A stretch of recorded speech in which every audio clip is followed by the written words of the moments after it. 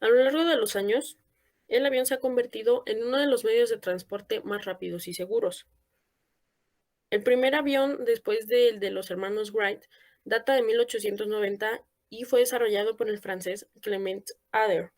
Este avión fue capaz de recorrer una distancia de 50 metros, mientras que el avión de los hermanos Wright únicamente recorrió 36 metros en una sustentación de 12 segundos. El primer vuelo comercial se llevó a cabo en 1919 en Europa por la aerolínea Aircraft Transport and Travel. En ese mismo año se llevó a cabo el primer vuelo transatlántico con escalas desde Canadá hasta Irlanda. No fue hasta 8 años después, en 1927, cuando se realizó el primer vuelo transatlántico ya sin escalas. Bueno, para hablar de la clasificación o el tipo de los fuselajes, pues es necesario tener en cuenta que cada fuselaje tiene diferentes funciones. Entonces se requieren distintos tipos de fuselaje para los diferentes aviones. Para empezar tenemos el fuselaje de tipo monocasco o monocoque, que esto es únicamente un casco que no tiene refuerzos interiores.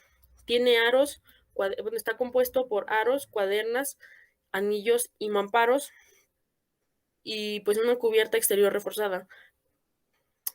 Pero a comparación de el fuselaje semi-monocasco o semi-monocoque, este posee eh, un refuerzo interno conocido como larguerillos.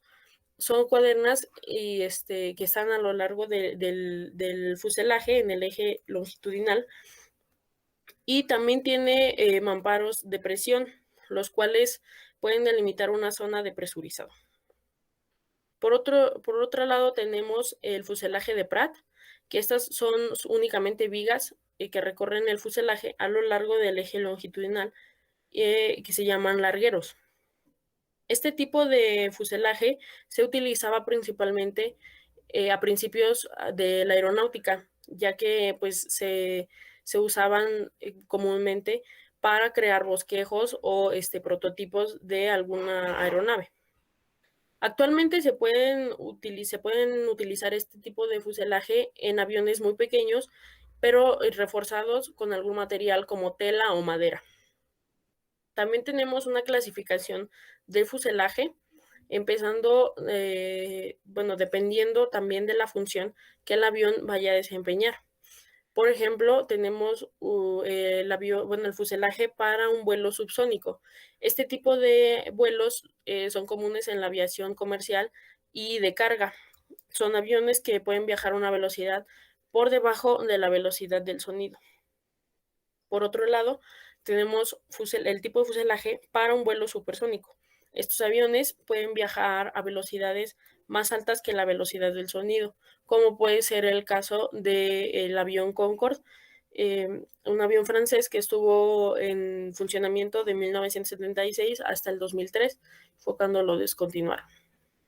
También en vuelo supersónico tenemos también un fuselaje para un vuelo supersónico de gran maniobrabilidad.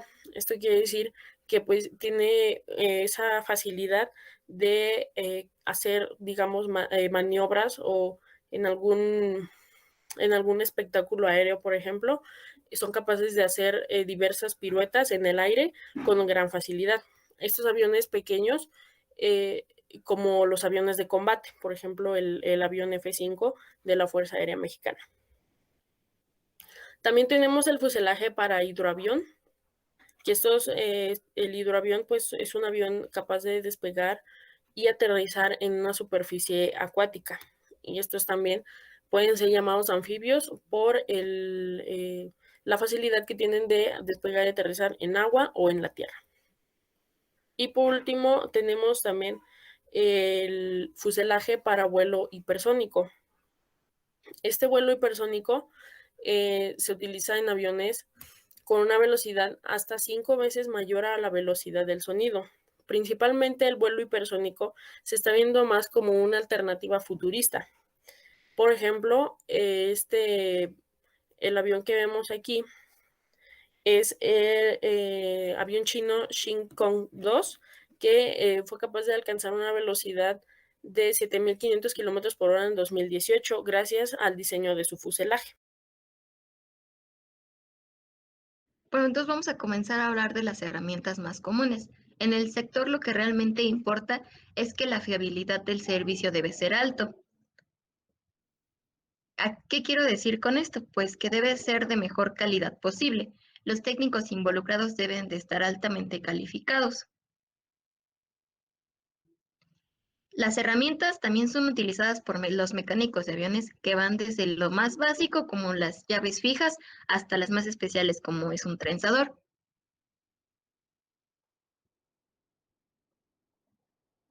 En el mantenimiento de las aeronaves, tenemos que tomar en cuenta que requeremos de herramientas especializadas. Sin embargo, también debemos de tener en cuenta que las herramientas básicas, en especial hay en un taller aeronáutico. Entonces comenzamos con una primera herramienta básica, que es los desarmadores o también conocidos como destornilladores, los cuales se componen en tres partes, que es el mango, la cuña y la boca o punta. En este caso podemos observar a este tipo de desarmador con diferentes puntas. Dentro de las herramientas básicas encontramos lo que son las llaves. Estas son las más comunes, como la llave acodada, la llave combinada, la llave Allen y la llave inglesa.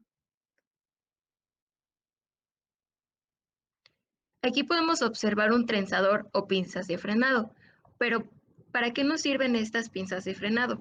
Bueno, uno de los mayores inconvenientes que está en aeronáutica en el área de mantenimiento de fuselaje, pues son las extensiones a vibraciones y movimientos producidos en un avión, que pues, estos producen que los tornillos y tuercas se aflojen. Entonces hay diferentes técnicas de fijación para evitar que esto suceda. En este caso, el alambre proporciona una rigidez y una tensión externa al alambre. Esta técnica se realiza con una herramienta llamada trenzador, twister o pinzas de frenado.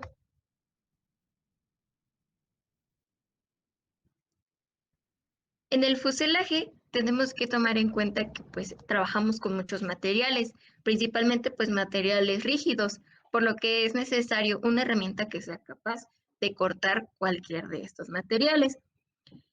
Esta herramienta es muy útil para el trabajo de hojalatería de un avión, ya que pues funciona para cortar láminas de acero, aluminio, PVC, vinil, entre otros.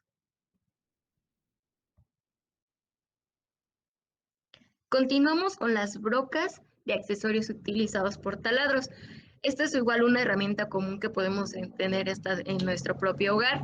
Esta herramienta se utiliza para crear perforaciones en diferentes materiales como concreto, metal o madera.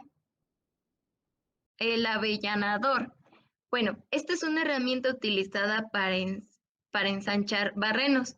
De esta manera, ocultando las cabezas de los tornillos y haciéndolas quedar al ras de la superficie. Estas son muy útiles ya que pues no se notan nuestros barrenos y nos ayudan a que quede una superficie lisa y con buena presentación. Las lijas son de diferentes calibres, al igual que las cerdas, que pueden tener diferentes tipos. ¿A qué me refiero con esto? Pues en un taller aeronáutico también contamos con otras herramientas como las lijas para el metal de diferentes calibres. Estas nos pueden ayudar para en la parte de los remaches poder lijarlo y quede con un término y acabado pues correcto. Además son útiles para las cerdas son útiles para limpiar y quitar liduras de algunas superficies, así como rebabas de las soldaduras o excesos extras. Continuamos con las remachadoras.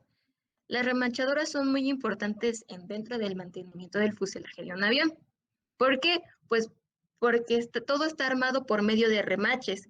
Entonces, las remachadoras nos sirven para unir láminas del fuselaje que se suministran en el sellador de una placa y seguido de este colocan la placa encima y una vez activado el sellado se colocan los remaches para fijar ambas placas. Continuamos con las maquinarias más comunes. La maquinaria utilizada en el campo aeronáutico consta de herramientas pesadas, obviamente porque pues lo que se trabaja ahí pues son cosas grandes y por lo mismo pues las herramientas son igual de tamaños altos, grandes y pues pesados. Los trabajos que se realizan en el fuselaje en su mayoría de pintura o fisuras de superficie.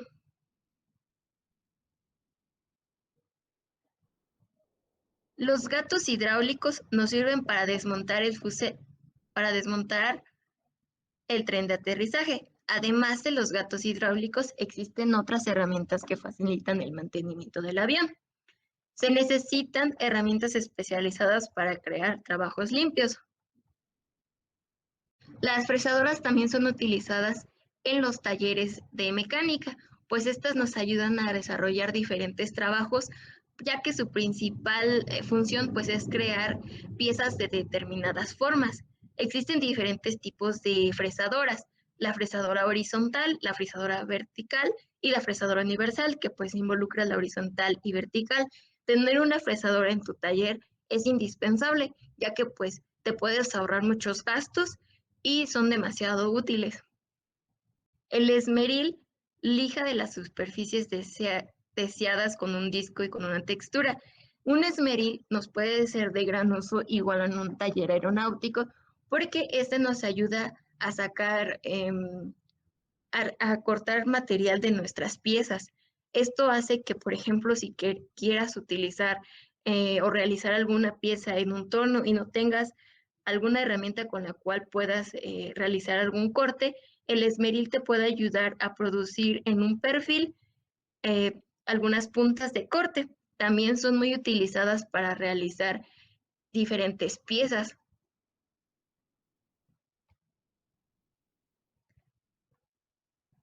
Para los trabajos de pintura, la maquinaria más común que se utiliza pues es el compresor de aire y su pistola.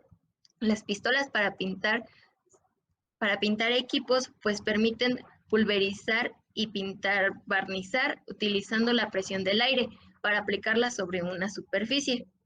Una ventaja de utilizarlas es que se utiliza uniformemente sobre todo el área a pintar y además ahorras mucho tiempo y también más costos de producción.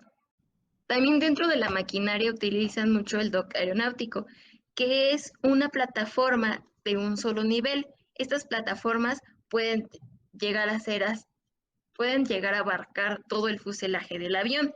Este tipo de maquinaria sirve para realizar trabajos de hojalatería o pintura en el fuselaje de un avión. Las teleplataformas de trabajo son telescópicas y se operan con grúas. Estas nos sirven para tener un acceso más seguro y rápido en las zonas altas de las aeronaves. El trabajo de mantenimiento de aviones incluye la inspección y reparación de las estructuras del avión, así como recubrimientos y sistemas de los mismos, en hangares o en aeropuertos. Una capacitación y buenas prácticas de trabajo asegura la seguridad de un trabajador.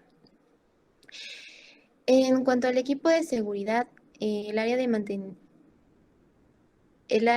se encarga de minimizar los riesgos de la industria y parte del supuesto de que toda actividad industrial tiene peligros inherentes, que necesitan una correcta gestión. Los principales riesgos en la industria están vinculados a los accidentes. Por lo tanto, requiere la protección de los trabajadores con vestimentas necesarias y su monitoreo médico, la implementación de controles técnicos y la formación vinculada al control de riesgo.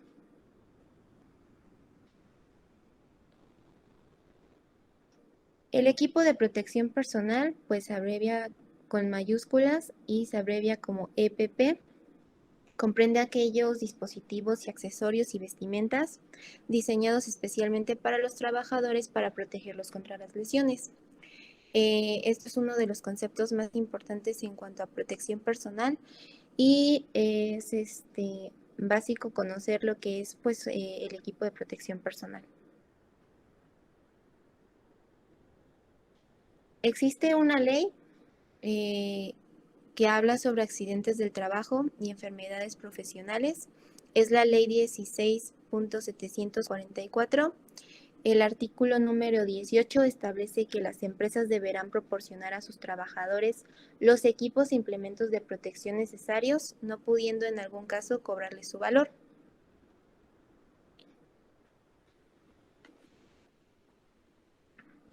Y bueno, la clasificación de los equipos de protección personal, en primer lugar, es la protección de cabeza y bueno, es el uso de casco de seguridad y este ayuda a proteger contra los choques eléctricos, quemaduras y es necesario inspeccionarlo periódicamente para que no tenga ningún daño y pues se pueda reducir el riesgo de accidentes. Ayuda contra los impactos y la penetración de objetos que pueden caernos sobre la cabeza.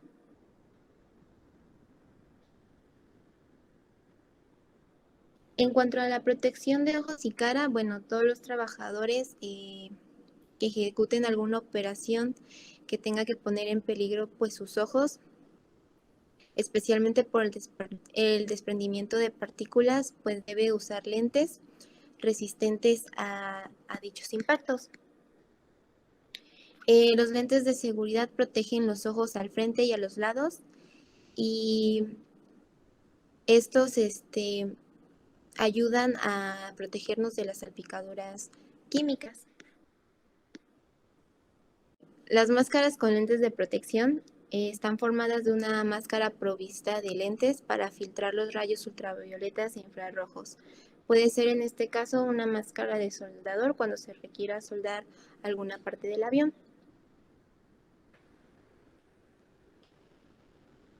La protección de oídos. La protección de oídos viene siendo con tapones de caucho u ojereras, como los auriculares. Cuando el nivel de ruido excede los 85 decibeles, es considerado un punto límite y es necesario dotar la protección auditiva al trabajador.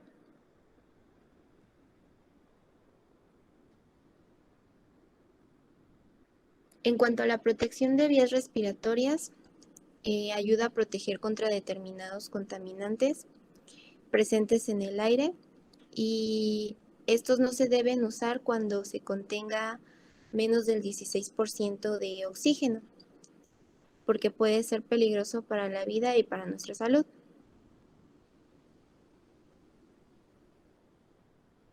Protección de manos y brazos. Los guantes tienen que ser de la talla pues apropiada y mantenerlos en buenas condiciones. Los guantes que se les denoten a los trabajadores serán seleccionados de acuerdo a los riesgos a los cuales el usuario está expuesto y a la necesidad del movimiento para que sus dedos puedan moverse al momento de maniobrar. Se debe tener en cuenta que los guantes no deben estar rotos, rasgados o impregnados de algún material químico y si es así se debe cambiar por algunos nuevos.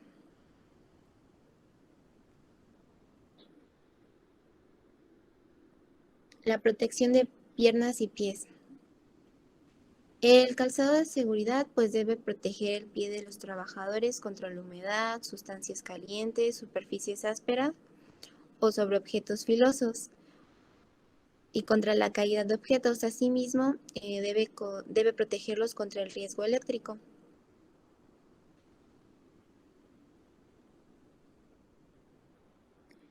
Existen diferentes tipos de calzado. Está para los trabajos donde haya riesgo de caída, como es el caso de lingotes de metal o planchas, y debe de dotarse de un calzado con punta de metal. Y está la otra que es para proteger las piernas de la salpicadura de metales o fundidos.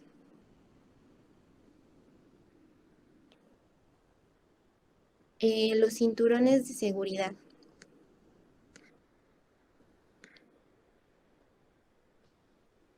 Son elementos de protección que se utilizan en trabajos efectuados en altura y son especialmente usados para evitar caídas. Para efectuar efectos de trabajo a más de 1.8 metros de altura del nivel del piso, se debe dotar al trabajador de arnés de seguridad enganchados a una línea de vida. El arnés de seguridad está acompañado de la línea de vida para impedir caídas y, bueno, las tareas de fabricación y de reparación requieren el uso de herramientas tales como equipos de soldaduras, taladros, remachadoras o estiladoras.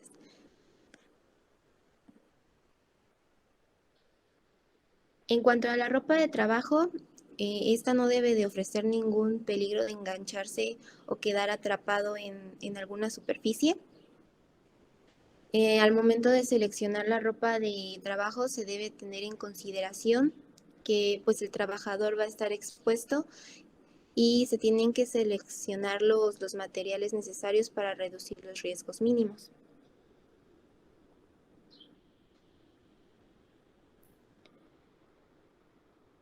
Es obligación del personal el uso de ropa de trabajo dotado por la empresa y esta no debe tener o no debe llevar bolsillos, objetos afilados o con puntas ni materiales explosivos o inflamables.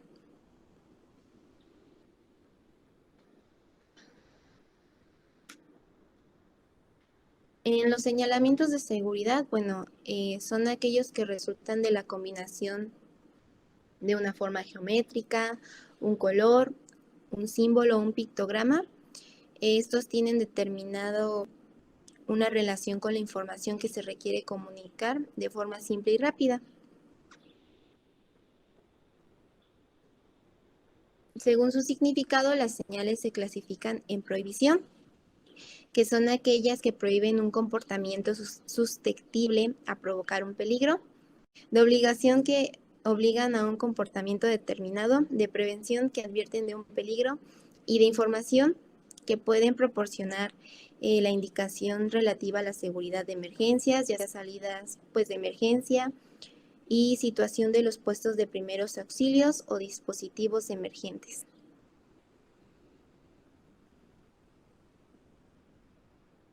Los colores básicos empleados en las señales de seguridad se encuentran definidos y unificados por la norma ICONEC 1461.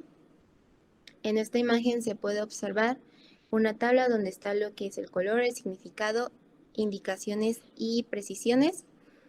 El color rojo su significado es señal de prohibición, peligro o alarma, materiales y equipos de lucha contra incendios. Esto es para comportamientos peligrosos, dispositivos de desconexión de emergencia y evacuación. El amarillo es señal de advertencia y este señala atención, precaución y verificación. El color azul es el que señala la obligación y en la indicación nos dice que es el comportamiento o acción específica y es el que obliga a utilizar un equipo de protección individual. En el color verde es el señalamiento de auxilio o situación de seguridad y normalmente está en las puertas de salidas o en los pasajes y estas normalmente se hacen en los puestos de salvamento o de socorro de los locales.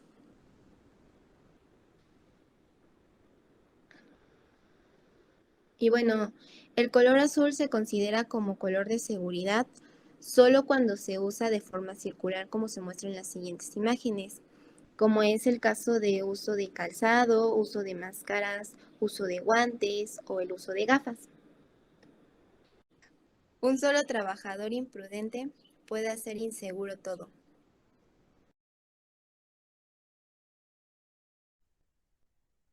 Normatividad y reglamento. Una pequeña introducción a la normatividad aeronáutico.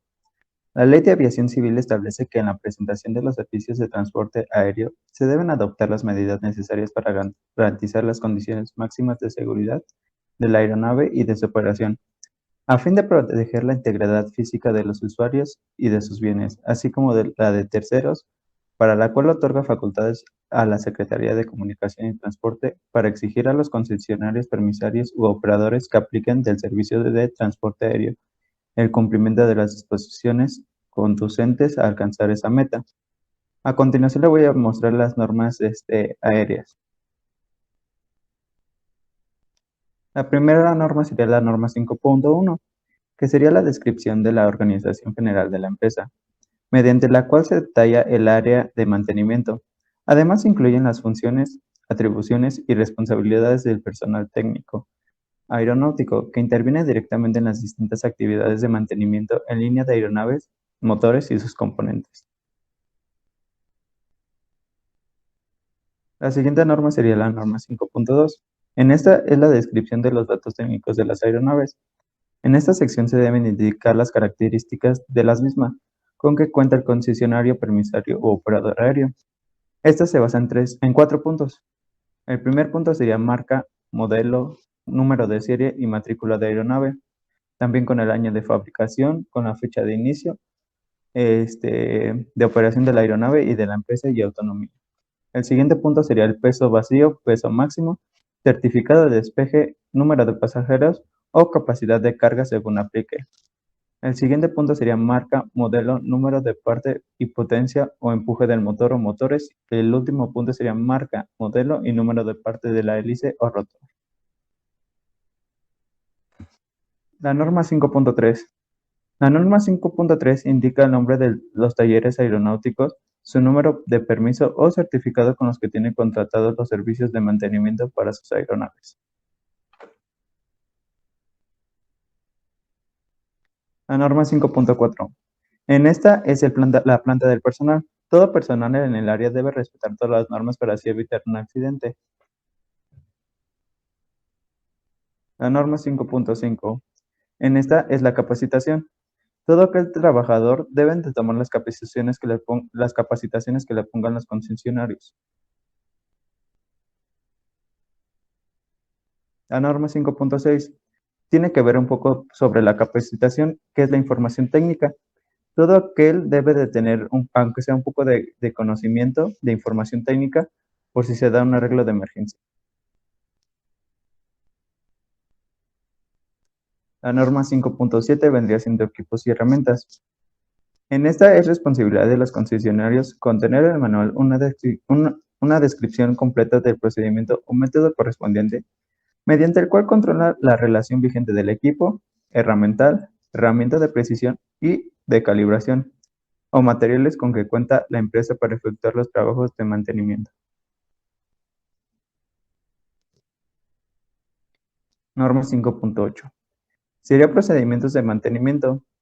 Todo concesionario debe detallar los procedimientos correspondientes a los trabajos de mantenimiento en línea y programados para el conocimiento de su personal técnico aeronáutico, así como asegurar que dichos procedimientos son llevados a cabo para mantener la aeronavegabilidad.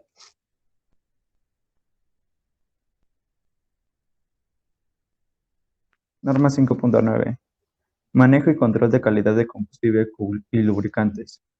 Se deben de llevar a cabo la inspección y verificación de la calidad del combustible o por contaminación del mismo que suministre a las aeronaves, garantizando que el combustible esté libre de cualquier tipo de contaminación. La norma 5.10. Presentación del programa de mantenimiento e inspección. El programa de mantenimiento e inspección, de manera enunciativa, más no limitada, debe contener como mínimo lo siguiente, que sería tipo de operación. En esta incluye la carga, los pasajeros o ambos. Y en el siguiente punto sería tipo de filosofía o lógica de mantenimiento a utilizar. La norma 5.11 vendrían siendo las instalaciones. En todas las instalaciones se le debe de incluir un croquis, equipo de emergencia, distribución eléctrica y ubicación de la base de mantenimiento o estación. Una descripción de sus facilidades, tales como hangares, talleres, laboratorios, almacenes, oficinas, entre otros, según aplique la misma.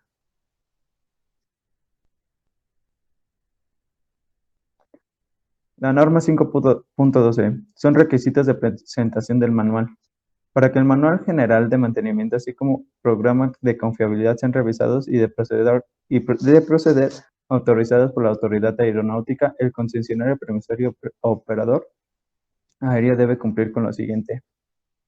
El primer punto sería que el manual general de mantenimiento y programa debe de confiabilidad, no debe no deben ser contrarios a ningún ordenamiento jurídico aplicable, ningún permiso, concesión, aprobación o autorización emitida por la autoridad aeronáutica para los concesionarios.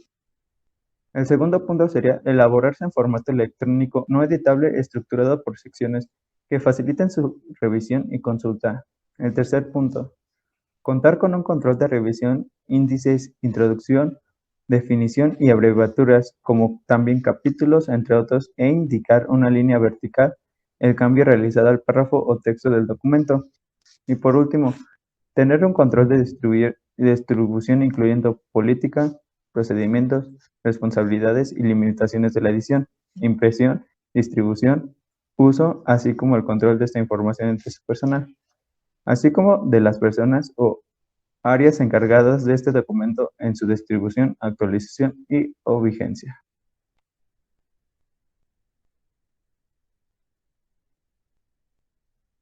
Ahora vamos a hablar un poco de las normas oficiales de seguridad. La NOM 001, que vendría siendo edificios. En esta se divide en dos puntos. La 6.1, que sería informar al patrón las condiciones inseguras que detecten dentro del centro de trabajo. Y la 6.2, que sería recibir información que proporcione el empleador para el uso y conservación de las áreas donde realicen sus actividades en el centro de trabajo. La NOM 004 es sistemas y dispositivos de seguridad en maquinaria. En la 6.1 dice participación en la capacitación que proporcione el empleador, y en la 6.2 sería cumplir con las medidas que señale el programa específico de seguridad e higiene para la operación y mantenimiento de la maquinaria y equipo.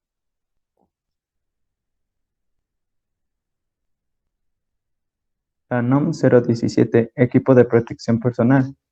6.1, utilizar el equipo personal proporcionado por el empleador siguiendo los procedimientos establecidos. 6.2, revisar las condiciones del equipo personal al iniciar, durante y al finalizar el turno de trabajo. En caso de detectar daño o mal funcionamiento del mismo, notificar al empleador para su reposición o arreglo.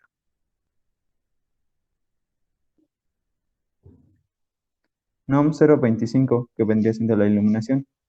6.1, informar al empleador sobre las condiciones inseguras derivadas a las condiciones de iluminación en su área o puesto de trabajo. La 6.2, utilizar los sistemas de iluminación de acuerdo a las instrucciones del empleador. NOM 027, soldadura y corte.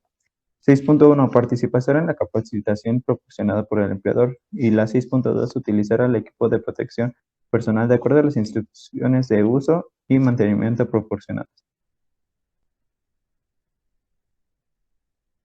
La NOM 011 tiene que ver con el ruido.